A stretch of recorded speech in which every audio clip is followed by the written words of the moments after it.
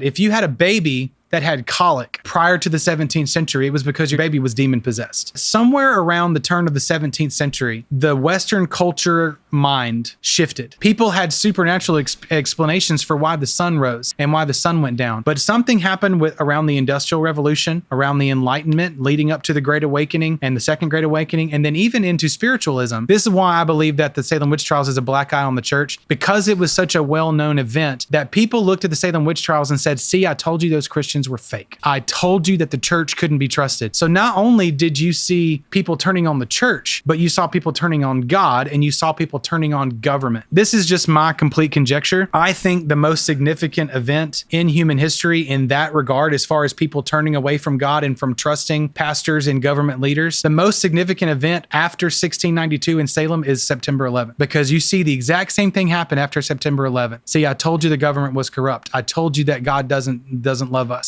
I told you that the church isn't trustworthy. September 11th, in that way, has a kinship with Salem in that it was a moment that people turned away even further from God.